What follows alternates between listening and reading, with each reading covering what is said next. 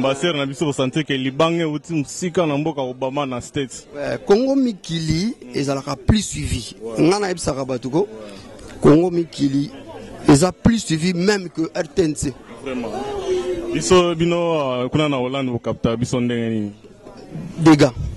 Eza chaîne avant ngana la eza site moko funa kota ngona. Funa kota na site wana pona yeba ni monde ezotambola ndenge ni. Ok, merci mon frère. Moi, Soré Zamlaïto, moi, Tamobalaïté. Ok, merci. Partout dans le monde, c'est bien. Ok, tous attends moi au développer. Au plus tard. Merci mon frère. Merci à vous.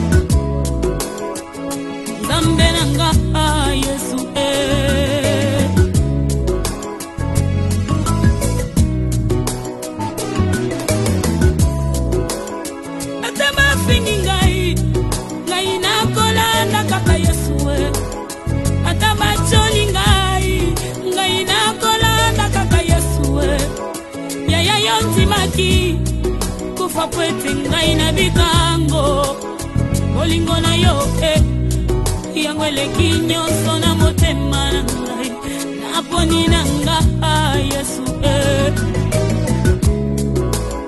Kolanda na nga Seyo Yesu Zambe na nga Yesu Yesu zambe na nga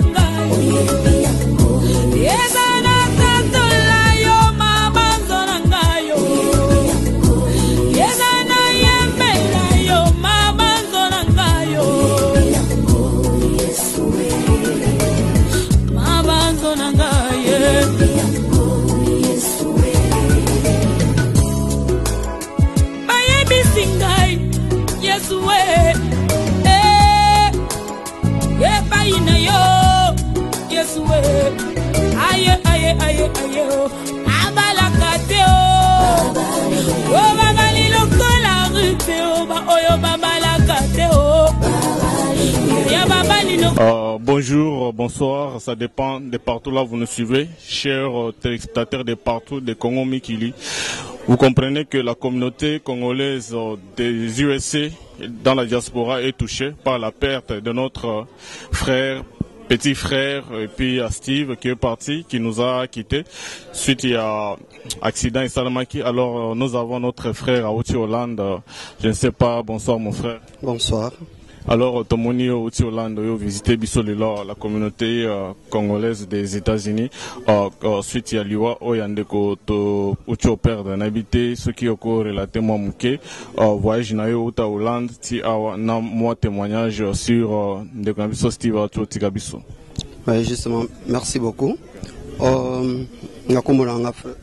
Jean-Claude Moupiri. Na Outi Hollande, na Komaki depuis jeudi la semaine passée, donc bientôt une semaine. Na Komaki jeudi, tout ça qui na petit Steve, Baïko Zwangai, tout fandi na bango toute la nuit, on était ensemble. En tout cas, un petit donc comment na ekaka, et ça qui mbala liboso mais il était gentil envers moi. Poli, très poli. A marqué qu'il y a au moins que Moutuna beaucoup de mais Kumbali Bosso de Kutanaki. On se sentir que moi on a bien éduqué. Vendredi peut aux Alakinaye. Maintenant samedi jour parce que on a gagné pour la collation graduation à petit frère Nanga Christian Mompini. Alors to silisi collation en ici là qui dans le soir maintenant il fallait que s'appelle sa petit frère Christian Mompini. Bazaba camarade batamulaka bangomisatu babenga les trois mousquetaires Steve, Christian Mompini na Junior Onzim. Na butu na ba ko la musanga vie photo to bima to ke sepela moi muke. Fa to ke Boston. Ngana bonga minanga na lati tant na bimi na salon poto kende. Petit Steve abino ve ngana bimi na kende kozwa car na poussa car pemeni pour quoi mambula matange zo beta tout pour la té quoi. 2 minutes espace. 2 minutes tant petit abimi bisoto bimi voilà azali na parking to comme na parking mon petit azati. Carpe ezati. Tout seul au moins 15 minutes à kubenga ka na téléphone mais OK wapi. Petit azo yamba téléphone ti. Heureusement na kina bato mususu wana ba bazaki na car ba moto kota to fina na gato ke na biso Boston. Koko makuna ba 2h on ezaki ba 23h. Ba 2h du matin ba bengi biso ke non. Petit kofi. Oh tozongiti. Tozongi. Comment voilà que ça et le mot pas si mingi vraiment non c'est un grand zambé à garder à moi non vraiment pour comportement petit déjà ils agissent très bien vraiment moi tant qui on a baqué na ba témoignage mususu c'est un petit vraiment c'est une zambazoa à moi non. OK, merci mon frère, je ne sais pas un petit message à la famille ils allaient toucher et perdre moi et les mains munene lelo. Ouais, message ezali kaka ezali nzela na biso nyonso. Ya destin nzamba sala bodonga a chabiso ke to botama lobi pe photo zonga. Iska to uta. Yango bazala poser bakitisa mitema po esika kei kuna azala pe à l'aise. Soki lelo tozana ko yima awa tozo baby sape nzela na eza bienté. Nzambe merci azali maître ya ba circonstances nyonso eza na passé ça il faut remercier toujours. OK na ko pesa peut-être mbote. OK na surtout bande na biso nyonso ya Hollande ozo représenter ba na États-Unis lelo. Moi un petit message na communauté congolaise ya Hollande et puis ya Europe mobima. Ouais na ko pesa na mbote na mokambi nanga apôtre Dieudonné Alanga ou à soutenir nga pe toujours na ba prière azali apôtre mne na kati Amsterdam muto nzamba zo salela mikolo na kati Hollande na pesipe mote pa ya ba frère nga Emporio ma frère maman Blanche, ma sœur maman Blanche, frère Papi, maman Hortense, voilà, maman Vicky, voilà ma sœur nanga tozala na bango. Ma sœur na biso sentir que libange uti musika na mboka Obama na States. Congo Mikili ezalaka plus suivi. Ngana ebisaka batuko. Congo Mikili eza plus suivi même que RTNC. Vraiment. Biso bino kuna na Hollande au capteur biso ndenge dégâts. Eza chaîne avant la eza site moko fona kota ngona. Fona kota na site wana pona yeba monde ezotambola ndenge ni. OK, merci mon frère. Moi soirée Zamlaito, moi tamu balaité. OK, merci. Partout dans le monde, c'est bien. OK, tous attends moi au développer. Au plus tard. Merci mon frère. Ah, OK.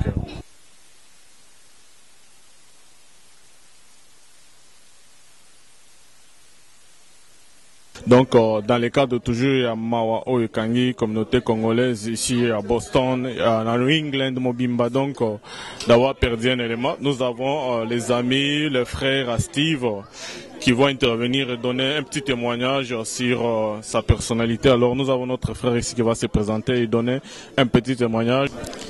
Bon, je vais me présenter d'abord. Je me réponds au nom de Tati Izouza. Okay. Bon, juste, on a intervenu pour la vie à l'équipe Steve. Steve a l'équipe moko, on a coûté en Amérique, pour jusque-là, on a une année dans Dambu. Mais tu n'as combien on a coûté Steve Namboka, il a l'équipe à Yaminga, tu vas dans Steve. Biso toza banda komi balé, nda kuna biso yangana Christian Mignon Mumpini, yepe kuna na Junior, Kapila, na ye Steve. Okay. Itome bavanda penda kumoro mais tito vivaka nanda kuna bangona ya biso ezalonga lokola ndako moko. Tolamba kuna epa na biso biloko le monani kuna e monani epa na biso tolie to tokipaka te tolamba les deux côtés te. Côté au monana tolie na biso. Mais pour na Steve na oloba vraiment aller ki moko na lingaki makasi na kata groupe na bango surtout de ma part. Et aller ki moko na sepela ki na mingi na façon na très poli, très gentil, sur cinq service vraiment à boya raté. Donc on a un bon souvenir na part à Steve. Et on moni vraiment na koloba mingi te. Pour tout ça déjà touché, tu as vraiment touché pour aller voir Steve. Tu es habité c'est quoi? Les qui n'ont pas vendu na bien journée à vendredi. Et là qui collation ya nièce na ngai Sandra Katanga. Tout ça qui na collation biso na Steve. Ngana e voiture moko. Ngai na ye na Christian na Junior voiture moko. Tito qui collation. Tout ça qui penda ku très bien.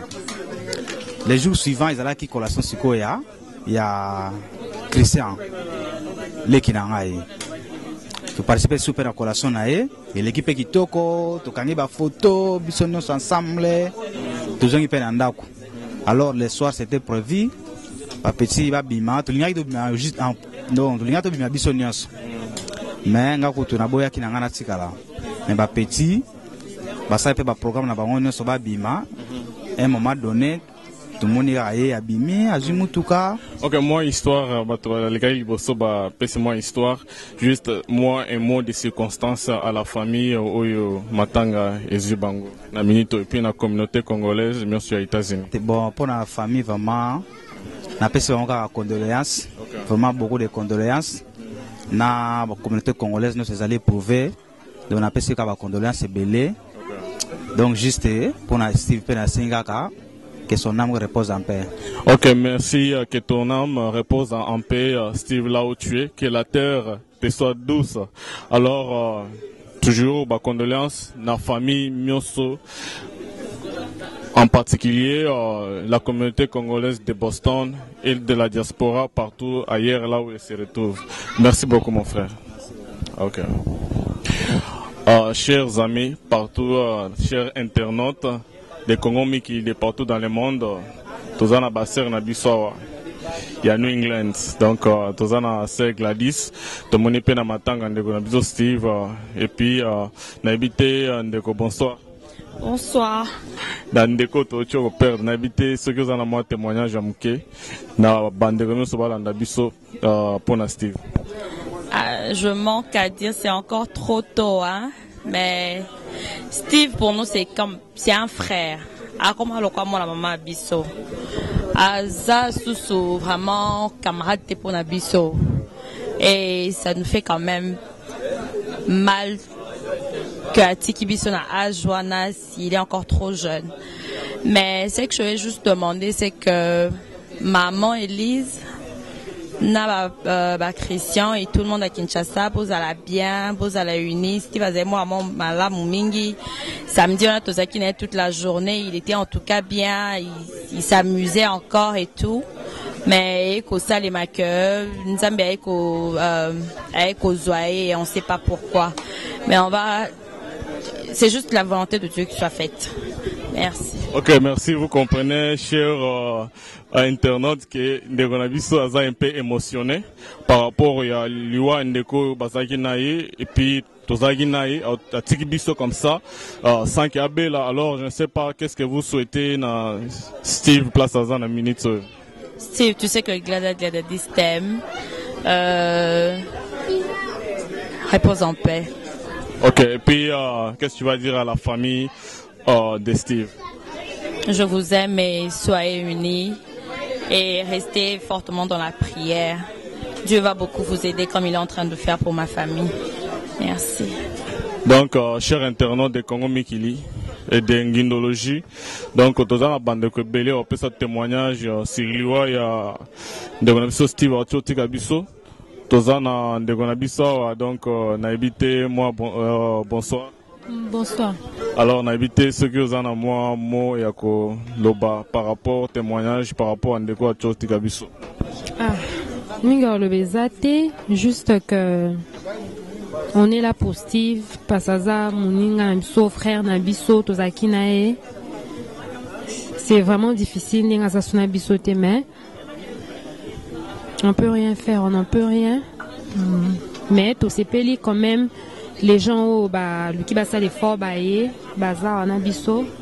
c'est vraiment gentil. Donc, Steve, we love you. That's all I gotta say. Ok, vous comprenez que Ndelabiso est émotionné. Donc, par rapport à l'événement Kouelibiso, alors, qu'est-ce que tu vas dire à la famille biologique à Steve Navinitso? En tout cas, mes condoléances les plus sincères. En tout cas, c'est tout ce que j'ai à dire, franchement, parce que Nazang Maloba. Et c'est Andrea Masuku. Donc, alors, merci d'avoir quand même donné un petit témoignage à Steve. Merci beaucoup.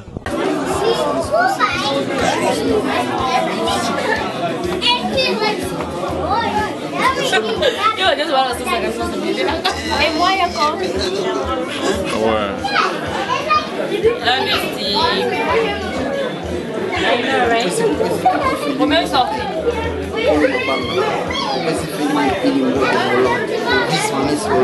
Ok, tu peux si faire le vice-ministre hollandais Mbote.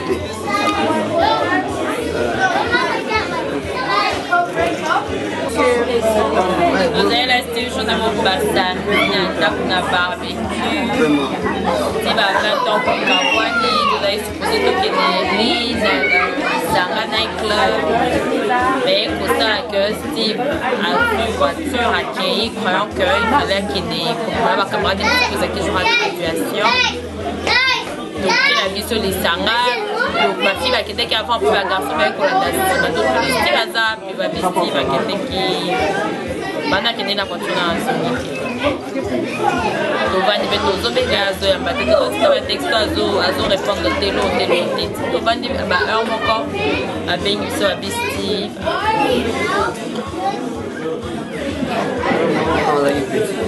Petit moine. Oui, bate. Aza qui calme, bakatika na Daniel azopise micro. Et on m'a dit que on a les têtes qui a vu les autres à te poids. Il a mis autour de la canal nala la raté nala les journées mobiles. Nala les journées mobiles. Bana ni kamla ebité. Donc quand Steve va bouquer nga mapola putinanzo. Jour on fait photo à Souka kanisa ni na José na Andrea. Photo à Souka. Na Daniel, na Andrea na ba Daniel. Na ba garçon. C'est notre frère, c'est plus un ami, c'est notre frère. C'est long, on a ces pays, ensemble, mais au monde communautaire, on se tourne à Manchester, Bassamani, c'est pays à trop, les malades petits, on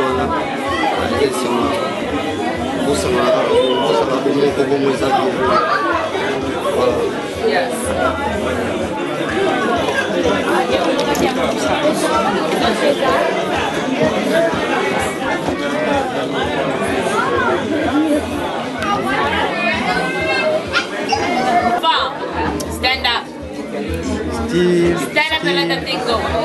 Steve, c'était comme un petit frère. De la même souche de Kim. J'étais content quand il est venu et son frère était ici.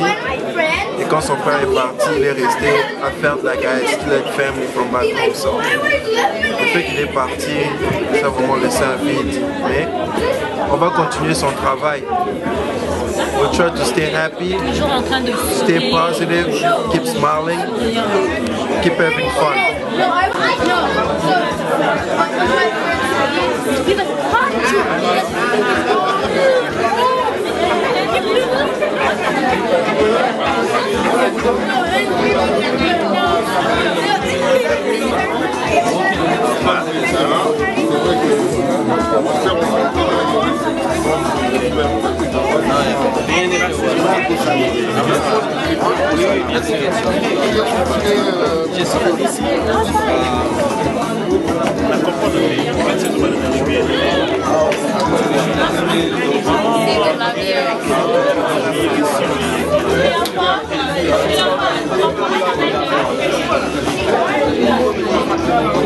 You have any testimony for Steve? Steve, I'm jealous. I'm jealous that you're living it up right now. I'm stuck holding Chisel's beer. That's it. I'll see you soon. What do you wish to the family? And prayer that everything is within him.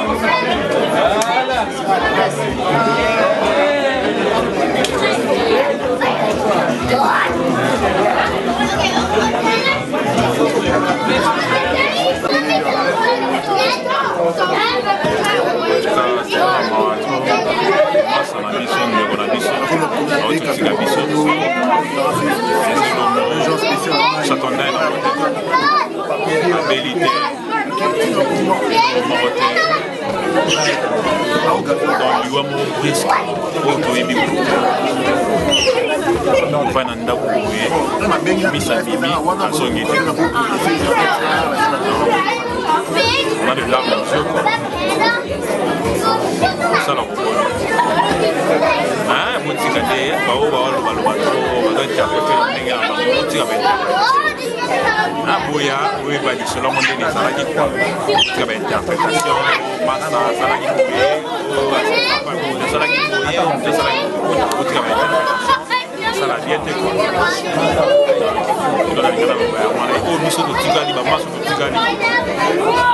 Donc, conseil, si tu as un problème, quelque chose, venga moi la maille, il y a message. Oui, sont les alliés, tu reviens. Ok, tu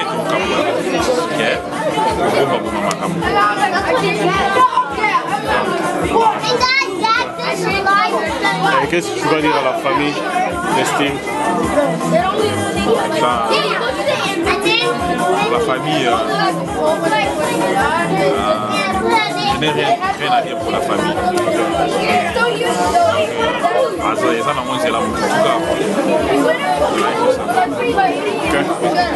Merci. Ok, merci.